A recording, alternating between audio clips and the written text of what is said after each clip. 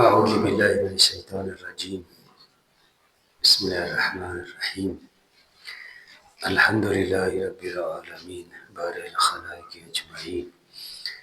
الصلاة والسلام على أشرف الأنبياء والمرسلين حبيب إله العالمين أبي القاسم محمد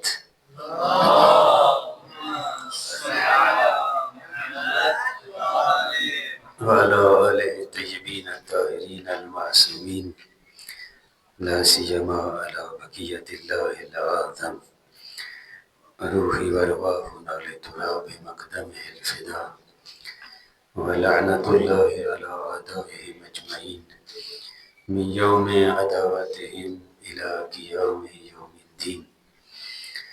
أما بعد، فقد قال المعصوم: أول ما يسأل عنه العبد يوم القيامة الشهادة والنبوة، وبالموالاة علي بن أبي طالب صلوات محمد.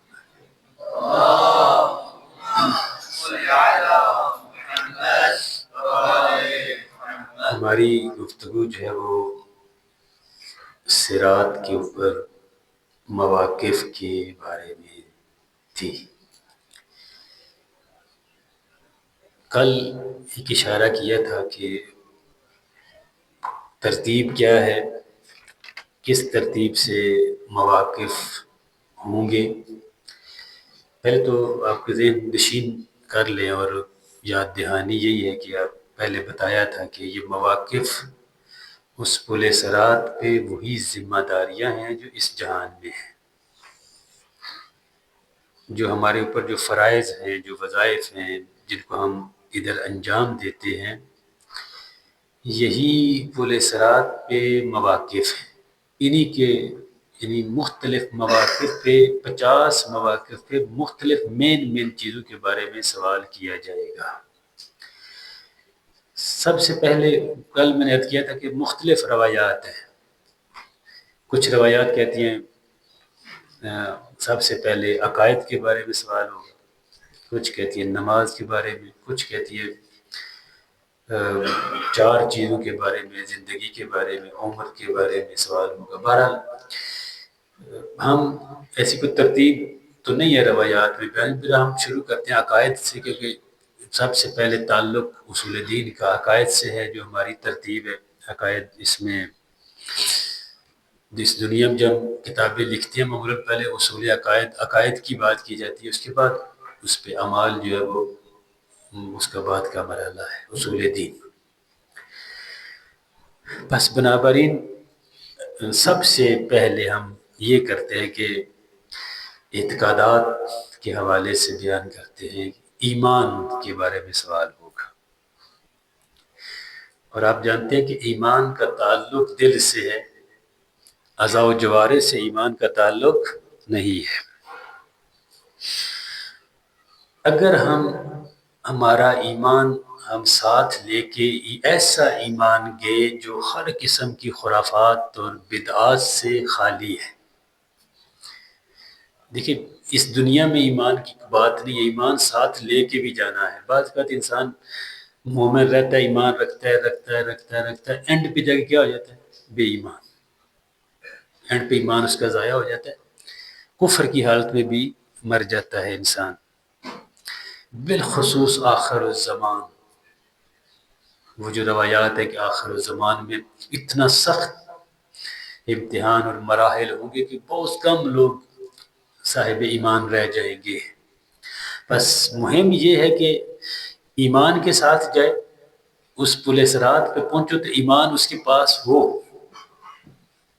اگر نہیں ہے تو پھر بات ہی ختم، پھر تو سیدھی سی بات ہے۔ دوسرا یہ ہے کہ ایمان بھی لے کے جائے تو خالص بھی ہو، خرافات اور بدعات سے آلودہ نہ ہو۔ 2 قسم کے آپ ایمان کہہ سکتے ہیں، ایمان 2 طرح کا ہے۔ کچھ ایمان کرائے کا ہے، عاریتاً، یہ ایسا ایمان ہے جو انسان کی روح میں رچتا بستا نہیں ہے۔ کچھ ہمارے ایمان ایسے عاریتاً کرائے کے ایمان ہیں، کچھ بعض جگہوں پہ ایمان ہے، بعض جگہوں پہ ایمان ختم.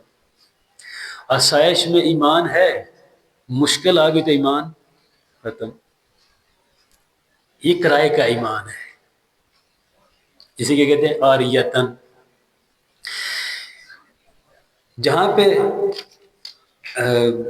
کوئی اور مسئلہ پیش آ گیا، چھوٹے چھوٹے مسائل، علامہ مثالیں دو تو بات لمبی ہو جائے گی. کئی ایسے مقامات پہ گھر میں، رشتہ داروں میں ہمارا ایمان ختم، ٹھیک ہے، اور بعد جگہوں پہ ہم بڑے ایمان کے اظہار. بس یہ ایمان جو ہے یہ کرائے کا ایمان ہے، یہ آریتن ہے، یہ آپ ہماری روح میں رچا بسا نہیں ہے.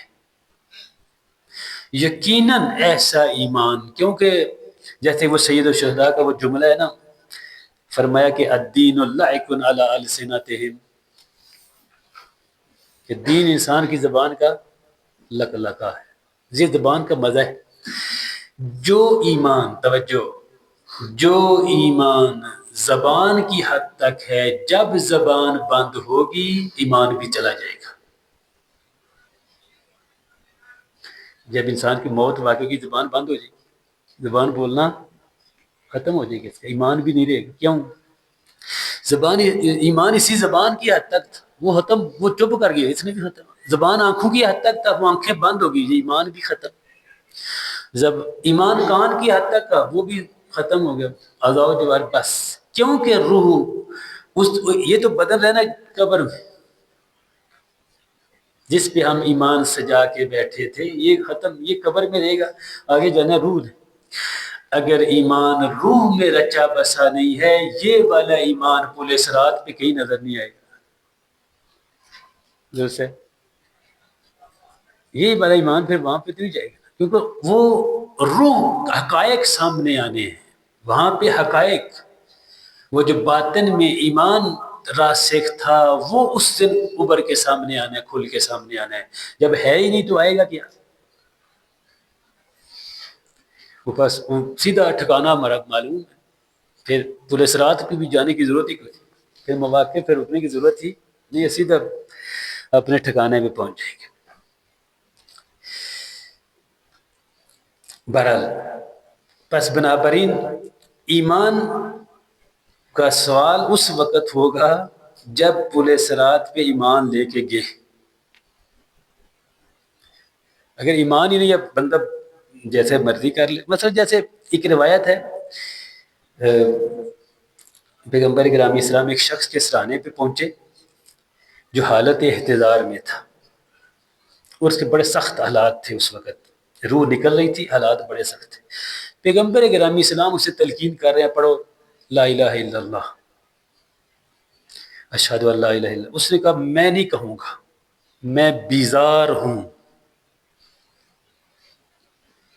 میں اس لا الہ الا اللہ سے بیزار، میں نہیں کہوں گا. پیغمبر کے کہنے پہ بھی نہیں کہہ رہا، اور اسی حالت میں دنیا سے چلا گیا. اب دیکھو ایمان ختم، اگر پورے صراط پہ جانے کی اس کی ضرورت ہی کوئی نہیں، اس کے مواقع پہ جائے گا، سیدھا اپنے ٹھکانے پہ پہنچ جائے گا. جب وہ دنیا سے چلا گیا، پیغمبر بڑے پریشان ہوئے، اس کی بیوی سے پوچھا بھائی یہ کیا گناہ کرتا تھا جو آج میرے کہنے پہ بھی یہ شہادت کی تلقین نہیں کر رہا، گناہ کیا کرتا تھا، کس گناہ کی اسے عادت تھی. دیکھو ایک دفعہ گناہ ہے وہ نہیں اتنی جلدی رکاوٹ بنتا. ایک دفعہ گناہ کیا ہے، غلطی سے گناہ ہوا ہے، وہ رکاوٹ نہیں بنتا شہادتین کی تلقین کی. وہ بھی پیغمبر کہہ رہے ہیں وہ ایسا گناہ تھا جس کی عادت بن چکا تھا، جس کی عادت بن چکا تھا. جب پوچھا کہ اس کی زوجہ سے پوچھا بھی کیا گناہ کرتا تھا جو شہادتین نہیں پڑھ رہا تھا بلکہ کہہ رہا میں بیزار ہوں، کیا اس کی عادت کیا تھی؟ اسے کہا یا رسول اللہ یہ شراب بہت پیتا تھا، یہ شرابی تھا، شراب خار تھا. اب پیغمبر بھی تلقین کریں تو وہ تلقین اثر نہیں رکھتی جب گناہ عادت بن جائے. کیوں؟ اس لیے کہ جب انسان گناہ کرتا ہے وہ اللہ کی ولایت سے نکل جاتا ہے، وہ شیطان کی ولایت میں داخل ہوتا ہے. جب گناہ کرتا ہے کس سے؟ اللہ کی ولایت سے نکل، ائمہ کی ولایت سے نکل جاتا ہے، وہ شیطان کی ولایت میں داخل ہو جاتا ہے۔ اسی طرح مرحوم محدث قمی نے، دیکھیں بات یہ کرنا چاہ رہے ہیں کہ سب سے پہلے جب ایمان کا سوال ہوگا، کون سا ایمان ہے جس کے بارے میں سوال ہوگا؟ کرائے والا ایمان تو جائے گا نہیں وہاں پہ، آریتن جسے ہم کرائے پہ لے کے رکھا ہوا، جو ہماری روح میں رچا بسا نہیں ہے، ہمارے جان میں رچ بس نہیں گیا، وہ تو جائے گا نہیں وہاں پر۔ بس یہ ایک کرائے کا ایمان ہے جو دیکھیں آج بہت سارے ممکن ہے، خدا نہ کرے ایسا ہو، خدا نہ کرے ایسا ہو، ویلا جو ہماری حالت کئی ممکن ہے ہم ایسی دنیا سے چلے جائیں، بے ایمان ہو کے مر جائیں، جو کیونکہ ایمان روح میں رچا بسا نہیں ہے۔ مرحوم محدث قمی نے کتاب منازل الاخرہ میں ایک واقعہ نقل کیا فضیل بن عیاض کا۔ یہ ایک عارف تھا، یہ صوفی تھا، جو بھی تھا، وہ اس کا ایک بہترین شاگرد تھا، جس کی موت کا وقت جب قریب آیا تو یہ اس کے سرانے پہ پہنچا، کیونکہ اس کا شاگرد بہترین تھا۔ اس نے فیاض نے، فضیل بن عیاض نے اس کے سرہانے سورہ یاسین پڑھنا شروع کی، جیسے معمولاً مردے کے سرہانے، مرنے والے کے سرہانے پڑھی جاتی ہے۔ شاگرد کہنے لگا فضیل سے نہ پڑھو، وہ شاگرد فضیل کا شاگرد کہتا ہے نہ پڑھو، فضیل نے پڑھنا چھوڑ دی۔ اس کے بعد اسے شہادتین، اعتقادات یاد کروانا شروع کر دی، اللہ ایک ہے، فلاں ہے، فلاں جو بھی تلقین ہوتی ہے۔ تو اس نے کہا میں ان سے بیزار ہوں، اور اسی حالت میں دنیا سے چلا گیا۔ فضیل بہت پریشان ہوا کہ یہ تو میرا اچھا شاگرد تھا، یہ تو بڑا میرے قابل اعتماد تھا، میں تو اس کے بارے میں ایسا گمان نہیں رکھتا، کیا وجہ ہے، کیا چیز اس کو اس حالت میں لے آئیے؟ کہتے ہیں 3 دن فضیل اس پریشانی سے گھر سے نہیں نکلا کہ اس کو ہوا کیا ہے۔ بہرحال فضیل کچھ دنوں کے بعد فضیل کو عالم خواب میں وہ شاگرد ملا جو عذاب میں مبتلا تھا، سخت عذاب میں مبتلا تھا۔ فضیل نے کہا میں تو تیرے بارے میں اچھا گمان رکھتا تھا کہ تو ایک اچھا انسان ہے، اچھا شاگرد ہے، ایسے کیوں ہوا ہے پھر؟ اس نے کہا میں 3 گناہوں میں مبتلا تھا، 3 گناہوں جس کی وجہ سے میں بے ایمان اس دنیا سے جا رہا ہوں۔ پہلا گناہ کیا تھا؟ چغل خوری، چغلی لگانا، نمیمہ جسے کہا جاتا ہے، نمیمہ عربی میں، سخن چینی جسے فارسی میں کہا جاتا ہے، چغلی لگانا، جیسے آپ ایک کی ادھر چغلی، ایک ادھر چغلی، ادھر چغلی، یہ ایک وجہ سبب۔ دوسرا حسد ہے نا، الحسد یاکل الایمان کما تاکل النار الحطب، حسد ایمان کو کھا جاتا ہے۔ اس میں چوتھی شراب خور تھا، شراب پیا کرتا، آپ کو نہیں پتا، استاد سے کہنے لگا آپ کو نہیں پتا تھا۔ 3 چیزوں کی وجہ سے فضیل کا یہ شاگرد بے ایمان ہو کے دنیا سے چلا گیا۔ یہ ایمان کرائے کا ایمان تھا، یہ زبانی ایمان تھا، روح میں رچا بسا نہیں تھا، اور اس کا حساب جدا، ایسے ایمان کا حساب جدا ہے، ایسا ایمان پورے صراط پہ جا ہی نہیں سکے گا۔ وہ بندہ ادھر ہی، اس کا ایمان ادھر آ جائے گا، اس کا سیدھا ٹھکانا جو واضح ہے، مشخص ہے۔ دوسری قسم کا ایمان ہے جو مستحکم اور ثابت ہے انسان کی زندگی میں، اور یہ ایمان اس عالم قیامت میں جائے گا، اس کے ساتھ برزخ میں، اس عالم پورے صراط پہ۔ یہ ایمان کیا ہوتا ہے؟ کون سا ایمان ہے جو انسان کی روح میں داخل ہے، جو پختہ ہے، جو پابرجا ہے؟ اس سے مراد یہ ہے دوستان توجہ، جب دین اور خدا انسان کی زندگی میں داخل ہو، خدا انسان کی زندگی میں داخل ہو، دین انسان کی زندگی میں داخل ہو، اس کی روح میں جب دین اترا ہوا ہو، یہ ہے ایمان راسخ. جہاں پہ بھی چلا جائے اس کو پھر کوئی چیز گمراہ نہیں کر سکتی. ایمان راسخ ہے. ہاں ممکن ہے عمل کے اعتبار سے کوتاہی ہو سکتی ہے، عمل کے اعتبار سے، اس لیے مومن فاسق ہو سکتا ہے، اس لیے ہے مومن فاسق ہو سکتا ہے. بس برابری یہ ایمان کرائے کا نہیں ہے، یہ اس کی لکلکہ لسان نہیں ہے، یہ اس کی روح میں راسخ ہے. خدا اور دین اور دینی تعلیمات اس کی روح میں راسخ ہیں. ہاں کبھی کبھی اعمال کے اعتبار سے حالات کے مطابق جو ہے وہ اعمال ایسے انجام اس سے سرزد ہو جاتے ہیں. حدیث ہے، میں اس کے بارے میں ابھی بیان کروں گا کہ بس ایسا ایمان طول صراط پہ جائے گا، ایسا ایمان طول صراط پہ جائے گا، اور جس کے بارے میں پھر وہاں سے سوال کرنا شروع ہوں گے.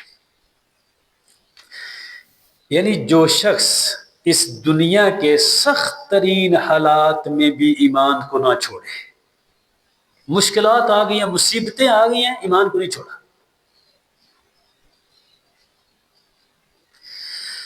کیوں؟ اس لیے کہ یہ زبان، یہ اس کی زبان، یہ زبانی کلامی سے ایمان نہیں تھا، یہ اس کی روح میں داخل تھا. ایک دفعہ پیغمبر گرامی اسلام اپنے اصحاب کے اجتماع میں فرمایا، آپ لوگ جو مجھے دیکھ رہے ہو نا، صحابیوں سے کہنے لگے، اور میرے زمانے میں ہو، جو میں تمہیں جو بھی مسئلہ پیش آتا ہے مجھ سے پوچھ لیتے ہو. توجہ ذرا کرنا اس حدیث پہ. فرمایا اگر تم نے 1/10 عمل کم کیا، 10واں حصہ بھی اگر عمل کا کم انجام دیا تم ہلاک ہو جاؤ گے. ذرا غور سے سنا. لیکن آخر الزمان میں لوگ اگر 10ویں حصے تک بھی عمل کریں گے پھر بھی نجات پا جائیں گے. اب چھوٹ کی بات نہیں، یعنی ہمیں عمل کے اعتبار سے اتنی پیغمبر کیا کہہ رہے ہیں بھائی، انہوں نے نہ مجھے دیکھا ہے، نہ وہ ڈائریکٹ مجھ سے بات کر سکتے تھے، آپ نے مجھے بھی دیکھا ہے، میری محفلوں میں بھی بیٹھتے ہو. تمہارا اگر عمل 10واں حصہ بھی تم نے عمل کیا یا نہ کیا ہوا، تم ہلاکت سے بچ نہیں سکتے. آخری زمانے میں جو لوگ آئیں گے، آخر الزمان ایمان ان کا راسخ ہوگا، لیکن عمل میں کبھی کبھی حالات کی وجہ سے، کوتاہی کی وجہ سے. فرض کریں ایک دفعہ نماز تاخیر سے پڑھ دی، وہ حالات ایسے پیش آ گئے، مجبور ہو گیا کہ پھنس گیا ہے. سمجھے؟ مثلا فرض کریں گاڑی چل جاتے پاکستان میں، مطلب وہ گاڑی ٹرین چل رہی ہے، گاڑی رکتی نہیں ہے، نماز کا وقت گزر گیا. حالات ایسے آ گئے کہ کچھ اعمال نہیں بجا لا سکا. پیغمبر فرما رہے کہ وہ باعث نجات بن سکتے ہیں، لیکن اس کا مطلب ڈیل نہیں ہے، چھٹی نہیں. مطلب یہ ہے کہ ایمان اس کا راسخ ہے کہ بعض اوقات حالات کی وجہ سے کچھ عمل ایسے رہ جاتا ہے، جیسے ہوتا بھی ہے. لیکن اپنے صحاب سے فرما رہے ہیں کہ کیونکہ تم نے مجھے بھی دیکھا ہے، تمہارا ایسا عمل تمہیں چھٹی کو نہیں، تمہیں نجات نہیں ملے گی. لیکن وہ آخر الزمان کے لوگ اگر ایسا حالات کی وجہ سے، کوئی مشکلات کی وجہ سے، کئی مسائل مثلا ہمیں معاشرے میں پیش آ جاتے ہیں، ہمارا کوئی عمل کیا ہو جاتا ہے، رہ جاتا ہے، اس لیے وہ لوگ بچ جائیں گے. بس بنابراین وہ ایمان جو راسخ ہے، وہ اس ایمان کا قیامت کے دن پل صراط پہ حساب ہوگا. پہلا سٹیپ، موقف، پہلا سٹیپ. اب سوال یہ کہ ایمان کو کیسے مضبوط کریں. دیکھیں آج تھوڑی سی ایمان کے بارے میں گفتگو ہے، اس کو مضبوط کیسے کریں تاکہ کل قیامت کے دن شرمندہ نہ ہوں.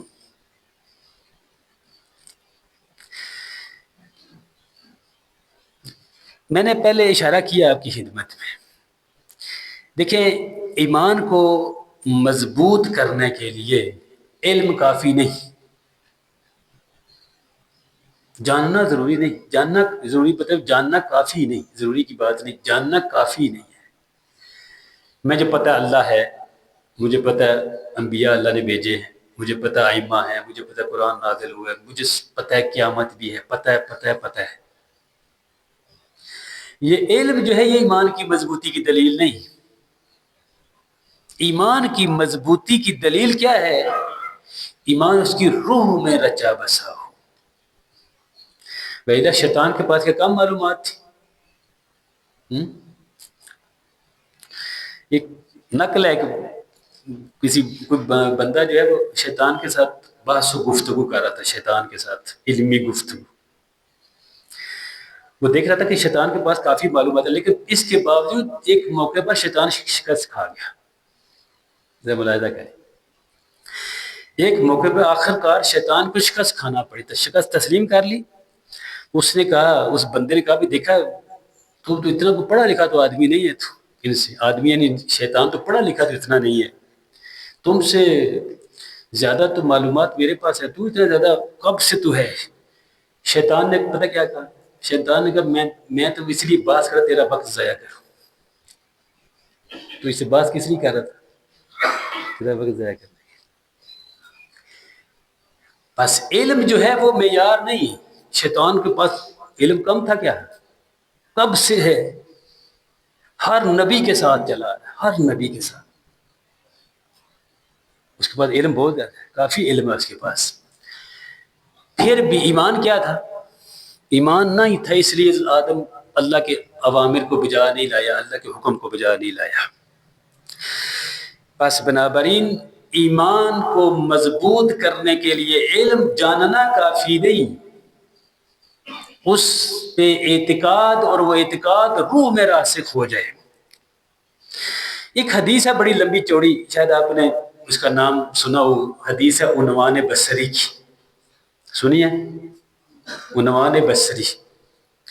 جیسے توحید مفضل ہے نا، توحید مفضل جن نے پڑھی ہے، ایک لمبی چوڑی حدیث ہے جو چھٹے امام سے مفضل ابن عمر آ کے سوال کرتے ہیں کائنات کے بارے میں، بدن کے بارے میں، مختلف چیزوں کے بارے میں۔ اسی طرح عنوان بصری نے ایک حدیث امام سے نقل کی ہے، چھٹے امام سے، اور یہ حدیث فقط حدیث نہیں، یہ بندگی کا دستور العمل ہے۔ دیکھو ہم نے کیا کرنا ہے، ہم نے کہنا کہ اس موقف پہ کامیاب ہونا ہے جہاں پہ ایمان کے بارے میں سوال کیا جائے گا۔ یہی چاہتے ہیں نا، اس موقف سے کامیابی سے اگلے موقف سے چلے جائیں۔ ایمان مضبوط ہوگا، بلکہ ایمان لے کے جائیں گے تو پھر وہاں پہ سوال ہوگا۔ ایمان کب لے کے جا سکتے؟ جب مضبوط ہوگا، جب روح میں راسخ ہوگا۔ اگر روح میں راسخ نہیں تو لے کے بھی نہیں جا سکتے، وہ تو ادھر ہی رہ جائے گا جو زبان کی حد تک ہے۔ عنوان بصری نے یہ چھٹے امام سے حدیث، بڑی لمبی چوڑی حدیث ہے، میں آپ 3 چیزیں اس کی بیان کرتا ہوں، باقی انشاءاللہ آپ خود دیکھ لینا کیا ہے۔ ایک تو اس میں بندگی کی تعریف کی گئی ہے، بندہ کیا ہوتا ہے۔ دوسرے کے پھر دستور العمل بیان کیے ہیں، دستور العمل۔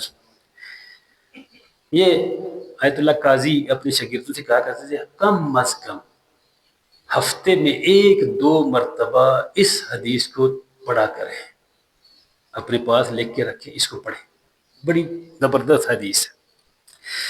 عنوان بصری امام کی خدمت میں آتا ہے اور ان سے علم کا تقاضا کرتا ہے۔ علم کیا ہے؟ امام نے فرمایا لیس العلم بالتعلم، میں موضوع سے نکلا نہیں ہوں، موضوع سے مربوط ہے، یعنی یہ موضوع سے ہٹ کے نہیں ہے، موضوع سے مربوط ہے، کیونکہ ہم نے کہا نا علم فقط ایمان نہیں، بس علم ہے کیا، یا علم کے نتیجے میں بندگی، اور بندگی کے بعد ایمان ہے کیا چیز۔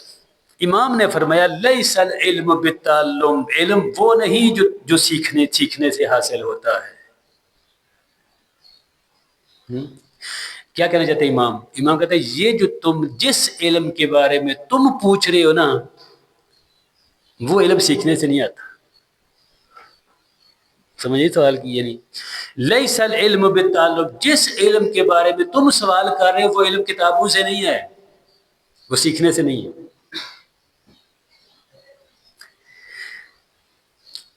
اچھا، کیا پھر علم؟ انما هو نور یقع فی قلب من یرید اللہ ان یہدیہ، یہ ایک ایسا نور ہے خدا جسے قلب میں رکھنا چاہے، جس قلب میں اسے رکھ دیتا ہے۔ یعنی کیا؟ یعنی وہ معرفت، یہ معرفت ہے جو خدا کسی مومن کے دل میں رکھتا ہے، جس کی وجہ سے ایمان پھر مضبوط ہوتا ہے، جس کے بعد کیا ہوتا ہے؟ ایمان مضبوط ہو. جب معرفت بڑھتی ہے، جب معرفت الہی بڑھتی ہے، ایمان مضبوط ہوتا ہے. ایمان مضبوط ہو اسی موقع پہ آسانی سے گزر جائیں گے. پھر فرمایا کہ فَإِنْ أَرَدْتَ الْعِلْمَ، توجہ ذرا، اگر تم علم چاہتے ہو کیا کرو؟ فَطْلُبْ أَوَّلًا فِي نَفْسِكَ حَقِيقَةَ الْعُبُودِيَّةِ، اگر علم چاہتے ہو نا، اپنے نفس کے اندر عبودیت کی حقیقت کو پہچانو، طلب کرو. اپنے نفس میں عبودیت کی حقیقت کو طلب، بندے بنو، عبد بنو، ہمیشہ عبد بننے کی تلاش میں رہو اگر حقیقی علم چاہتے ہو. علم یہ جو ہم اصطلاحات پڑھتے ہیں، یہ علم نہیں. اگر تم، امام فرماتا ہے فَطْلُبْ أَوَّلًا فِي نَفْسِكَ حَقِيقَةَ الْعُبُودِيَّةِ، اپنے نفس کے اندر عبودیت کی حقیقت کو تلاش کر. تو عبد کتنا ہے، تو بندہ کتنا بنا ہے، ہماری بندگی کس حد تک ہے، کیا ہم زندگی کے ہر لمحے میں اس کے عبد ہیں یا نہیں؟ کئی ایسے مقامات پر ہم یہ عبد والا توق اپنے گلے سے اتار پھینکتے ہیں. کئی ایسے مقامات آتے ہیں زندگی میں، یہ عبد والے ہم اس کو اتار پھینکتے ہیں، بندے رہتے ہی نہیں.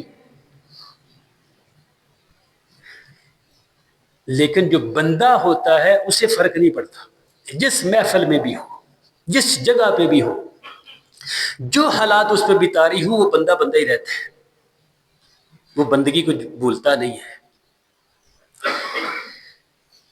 پھر فرمایا کہ وَطْلُبُ الْعِلْمَ بِاسْتِعْمَالِهِ، ایک تو یہ ہے کہ تم اگر علم حاصل کرنا چاہتے ہو تو کیا کرو؟ ایک اپنے اندر بندگی کو تلاش کرو.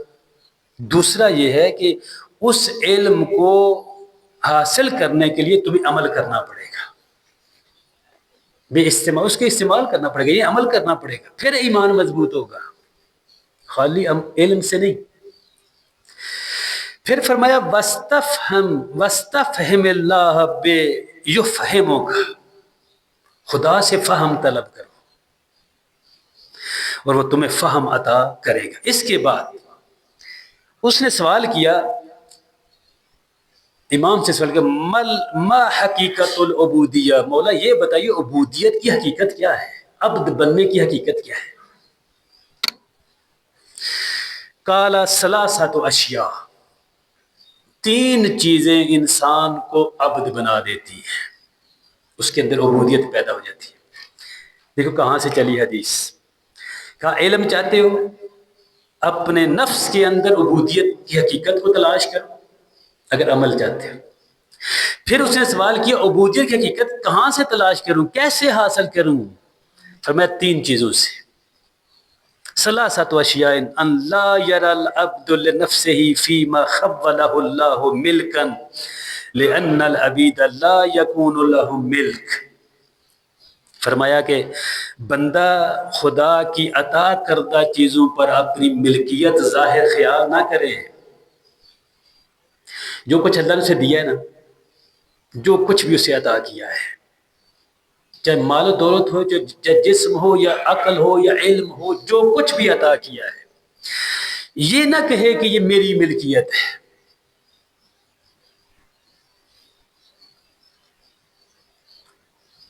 جو کچھ بھی اللہ، یہ اس کا پہلا عبودیت کا پہلا تقاضا یہ ہے. اگر دکھنا چاہتے ہو عبد ہو یا نہیں، حقیقت عبودیت کیا ہے؟ سب سے پہلے جو کچھ اللہ نے تجھے دیا ہے وہ سمجھو میری ہے ہی نہیں، وہ امانت ہے. جو بھی ہے، جو کچھ بھی اللہ نے عطا کیا ہے، کیوں اگر آپ کی ہوتی تو پھر کئی چیزیں ہم بڑھاپے سے ہم سے چھین جاتی. اگر ہماری ہوتی پھر رہتی نا، اگر ہماری ہوتی تو پھر رہنی چاہیے تھی.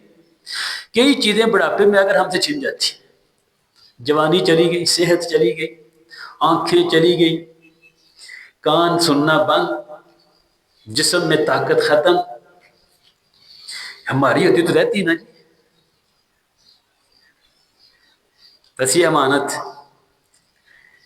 جو کچھ بھی اللہ نے تجھے عطا کیا ہے وہ تیرا نہیں ہے، وہ تیری ملکیت ہی نہیں ہے۔ اگر یہ کانسیپٹ ہمارے اندر آ جائے نا پھر مشکل نہیں ہے۔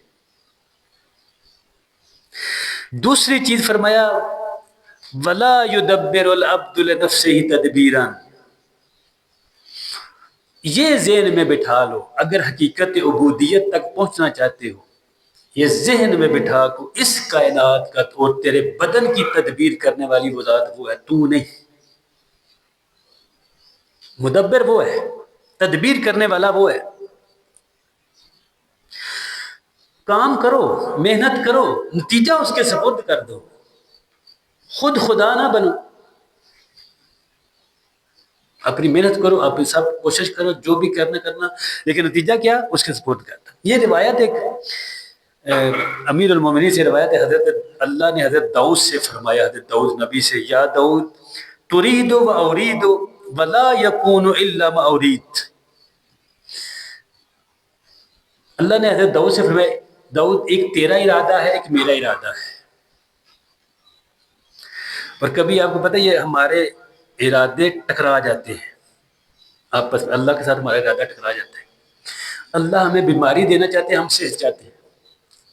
اللہ ہمیں بھوک دینا چاہتے ہیں، ہم چاہتے ہیں ہمارا دولت چاہیے۔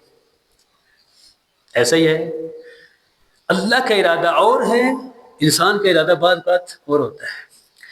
حضرت داؤد سے فرمایا کہ مثلاً تم چاہتے ہو دولت، میں تمہارے لیے فقر کو پسند کرتا ہوں، میں تمہیں بھوکا دیکھنا چاہتا ہوں، میں تمہیں تنگ دست دیکھنا چاہتا ہوں، تم دولت کے متلاشی۔ تم صحت چاہتے ہو، میں بیماری چاہتا ہوں۔ اور یاد رکھو داؤد، بہتر وہ ہے جو میں چاہتا ہوں۔ واہ، بہتر کیا ہے؟ کیوں؟ وہ اپنے بندے سے زیادہ آگاہ ہے، ابھی اس بندے کے لیے کون سی چیز بہتر ہے۔ دولت تو میں چاہتا ہوں نا، اللہ کیا چاہتا ہے؟ اس لیے بعض کا ایسے حالات انسان پہ تعریف، انسان پہ ایمان بھی ہاتھ سے چلا جاتا ہے۔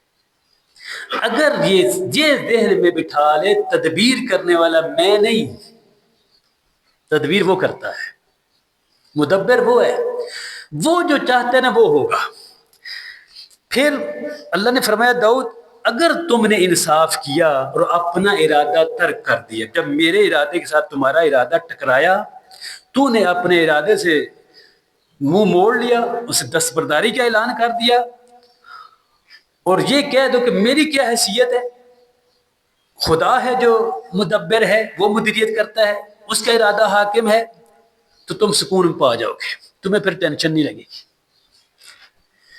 کیونکہ اس لیے کہ اگر میں مثلا دولت چاہتا ہوں اور خدا بھوک دینا چاہتا ہوں، اگر نہیں ملے گی تو ٹینشن میں ہو جائے گا، سکون بھی نہیں رہے گا۔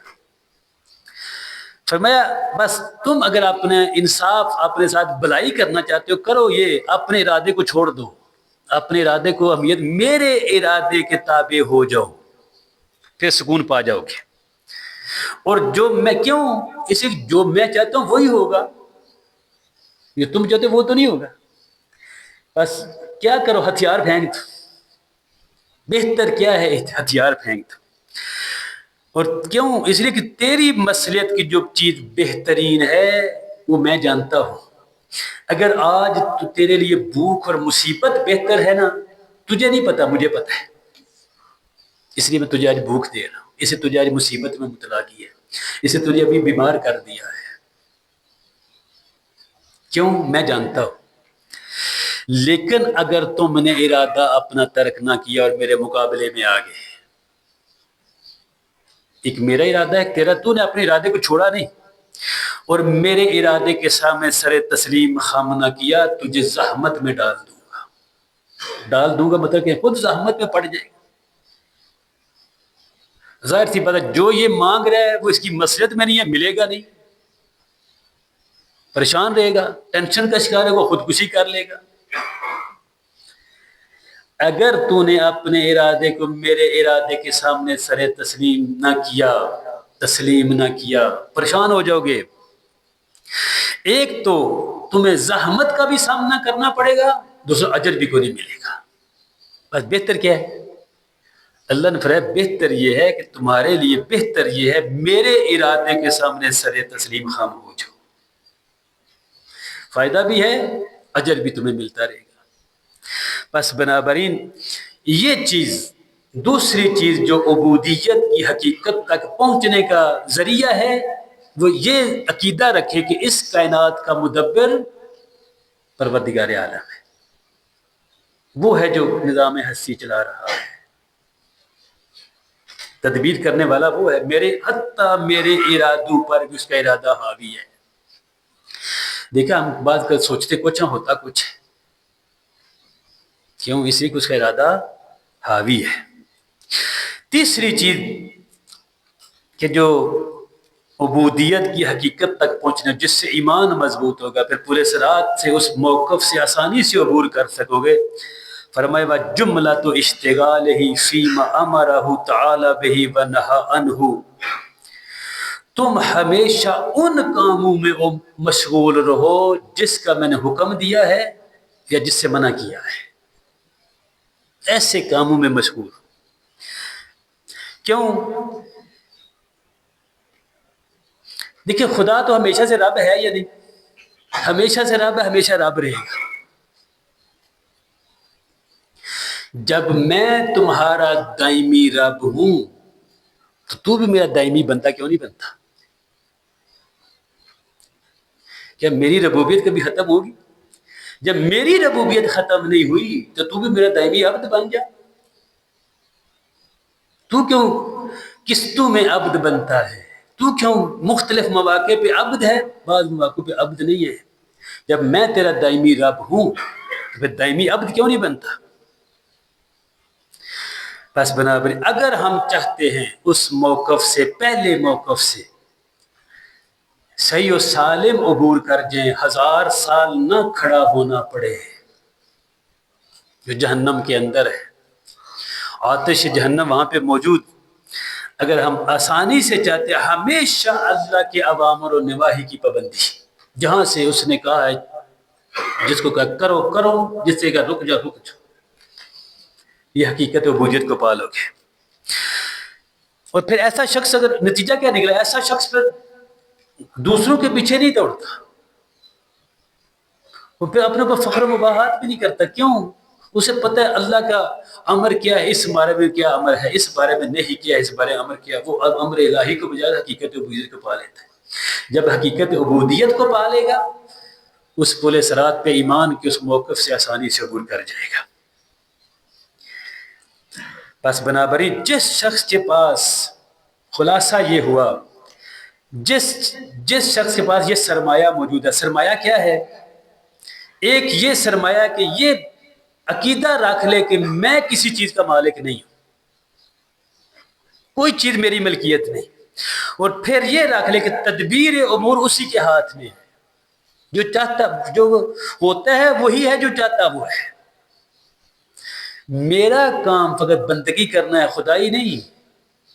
ہم بات کو خدا بن جاتے ہیں، خدا کی جگہ پہ بیٹھ جاتے ہیں، میرا کام ہے بندگی کرنا۔ ایسا شخص اگر یہ اب اس کے ذہن میں کنسیپٹ آ گیا، یہ 3 چیزیں خلاصہ عرض کر دیا خدمت میں، وہ عبد ہے، اس عبودیت کی اس منزل پہ فائز ہے۔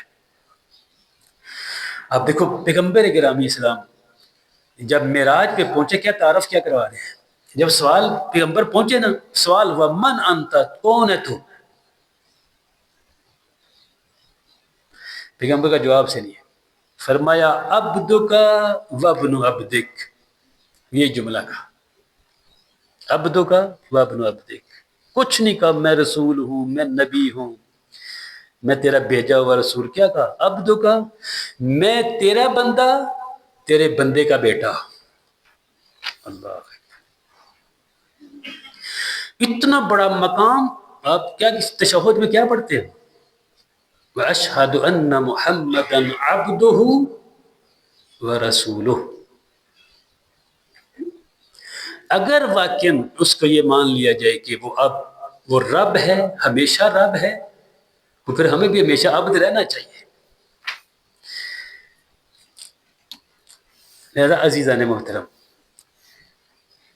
اگر عبودیت خالص ہو گئی، اگر عبودیت کے معیار پہ پہنچ گئے، حقیقت عبودیت کو پا لیا، علم بھی آ جائے گا، وہ جو علم نور ہے نا وہ بھی آ جائے گا. ویلا یہ اصطلاحات ہی ہیں، یہ رٹا لگا کے بیان کرنے والی بات ہے، یہ تو حقیقت ہی کوئی نہیں ہے. حقیقت عبودیت کو پہنچو گے نور الہی چمکے گا، یہ ہے علم.